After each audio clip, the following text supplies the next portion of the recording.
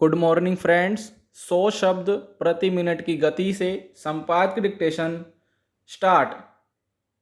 भारत इस समय प्रकृति प्रदत्त आपातकाल झेल रहा है। इसका फैलाव वैश्विक है, लेकिन अदृश्य शत्रु की रणनीति को समझने में हुई गफलत के कारण सारा देश अत्यंत कष्टकर पीड़ा में है। ऐसे कठिन समय में जिस प्रकार की राष्ट्रव्यापी एकता और एकजुटता की आवश्यकता होती है, वह दुर्भाग्य से अपेक्षित परिमाण में इस समय भारत में नहीं उभरी है। मुख्य रूप से इसका सीधा संबंध देश की दलगत राजनीति में लगातार होते रहे सैद्धांतिक और मूल्यगत शरण से जुड़ता है। स्वतंत्रता के पांचवें छठे दशक में विश्वविद्यालयों में हर युवा गांधी और उनके आदर्शों की जीवंत उपस्थिति का अनुभव करता था। उनके अनेक सहयोगियों के दर्शन और उनके विचारों को सुनने का अवसर भी पाता था। गांधी के मूल्यों, सिद्धांतों और पंक्ति के अंतिम छोर पर खड़े व्यक्ति की पीड़ा से सभी किसी न किसी ढंग से प्रभावित होते थे। महाविद्यालय और विश्वविद्यालयों से निकलकर जीवन के कार्य क्षेत्र में पांव रखने वाले हर युवा के साथ गांधी किसी न किस रूप में उपस्थित रहते थे। उनका एक एक वाक्य युवाओं की वैचारिकता को झकझोर देता। भारत अपने मूल स्वरूप में कर्म भूमि है, योग भूमि नहीं। हर एक को मार्ग निर्देशन देता था उनका यह कथन। भारत ने आत्मशुद्धि के लिए स्वेच्छापूर्वक जैसा प्रयत्न किया है, उसका दुनिया में कोई दूसरा उदाहरण नहीं। लक्ष्य प्राप्ति के लिए जिस मनोबल की आवश्यकता होती है, वह भी गांधी के चिंतन में सर्वत्र दिखाई देता था। हमारी सभ्यता का मूल तत्व ही यह है कि हम सब अपने सब कामों में, फिर वे निजी हों या सार्वजनिक, नीति के पालन को सर्वोच्च स्थान देते हैं। इन वाक्यों को समझने और उनमें निहित दर्शन को जीवन में उतारने में वर्ष लगाए जा सकते हैं और लोगों ने लगाए हैं। इनकी सार्थकता तो नीति के व्यवहारिक पालन के इर्द गिर्द ही ढूंढी जा सकती है। व्यक्ति से लेकर सत्ता के सर्वोच्च स्तर तक के लिए नैतिकता की नीतियां पूरी तरह स्पष्ट है। सामान्य व्यक्ति तो महाजनों येन गतः सा पंथा में आज भी विश्वास रखता है। अगर देश की राजनीति और उससे जुड़े राजनेता अपने इस उत्तरदायित्व को भूल जाएं, तो निश्चित रूप से नीति पथ से बिलगाव हर स्तर पर बढ़ता ही जाएगा। कहने की आवश्यकता नहीं कि पिछले कई दशकों से मूल्यों के शरण ने देश को अपनी गहराती उपस्थिति से परिचित करा दिया है।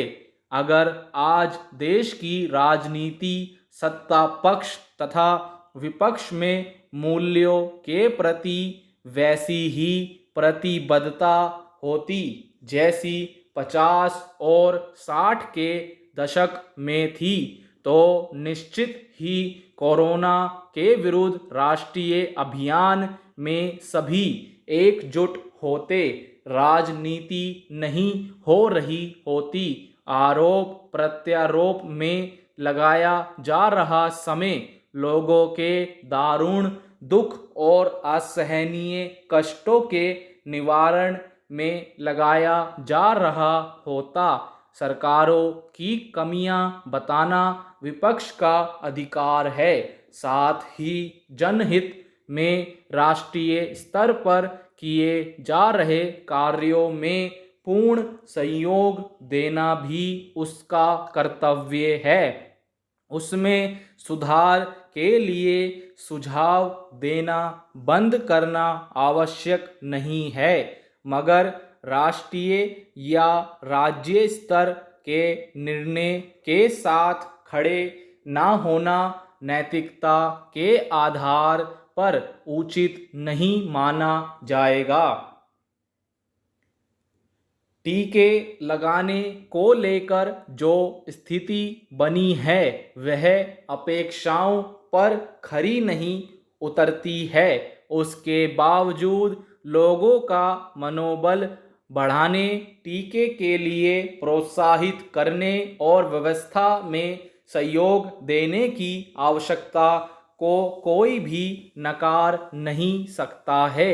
जैसे ही स्थिति नियंत्रण में आए, केंद्र तथा राज्य सरकारों को पक्ष विपक्ष भूलकर सभी सुझावों पर दिल खोलकर सार्थक विचार विमर्श करना चाहिए। देश के हर राजनीतिक दल और राजनेता को यह कभी नहीं भूलना चाहिए कि विश्व पटल पर भारत की उभरती स्थिति को लेकर अनेक देश चिंतित हैं। वे भारत को कमजोर करना चाहेंगे। अनेक अंतर्राष्ट्रीय लाबियां भारत को आत्मनिर्भर बनते नहीं देखना चाहती हैं। उनके चंगुल में फंसने से सभी को बचना होगा। देश के कोई भी तत्व जो किसी भ्रमवश इनके चंगुल में फंस जाएंगे, उन्हें देश कभी क्षमा नहीं करेगा। 60 के दशक में भी देश में पक्ष विपक्ष था, मतभेद थे, मगर युद्ध के समय सभी एक पंक्ति में खड़े थे।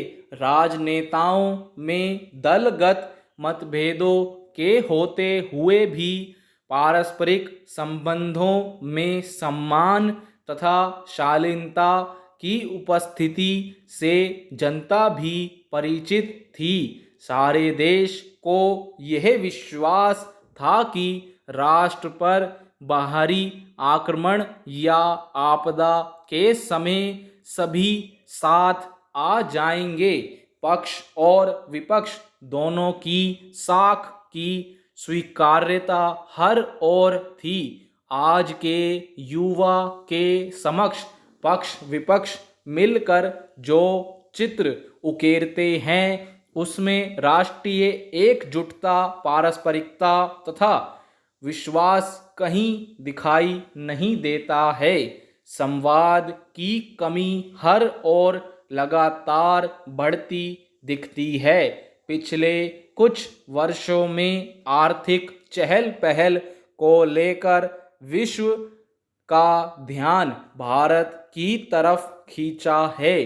भारत के विरोधी देश इसकी प्रगति में प्रत्यक्ष या परोक्ष रूप से व्यवधान डालने में कोई कोर कसर बाकी नहीं रखेंगे।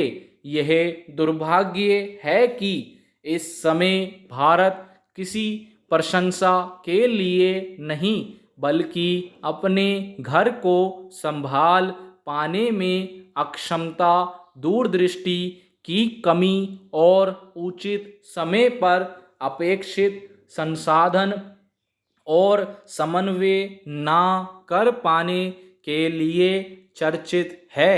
इसमें राजनीति भी है, वैश्विक लांबिया है, अनेकानेक स्वार्थ है, हमारी प्रशासनिक कमियां और व्यवस्था की कमजोरियां हमें स्वयं भी दिखाई दे रही हैं। स्टॉप। फ्रेंड्स, पीडीएफ का लिंक आपको नीचे डिस्क्रिप्शन बॉक्स में मिल जाएगा। आप हमारे व्हाट्सएप ग्रुप और टेलीग्राम ग्रुप से जुड़कर भी वीडियो के डेली डिक्टेशन और पीडीएफ फाइल पा सकते हैं।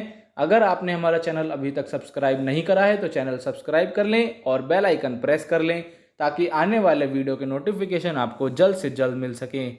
आप इस डिक्टेशन को स्टेनो में लिखने के बाद अपने सिस्टम से इसे हिंदी में ट्रांसलेट करेंगे और टाइमिंग लगा लेंगे 30 मिनट की, ताकि आप एग्ज़ाम के हिसाब से इसको सही से कन्वर्ट कर सकें। धन्यवाद, मिलते हैं अगले वीडियो में।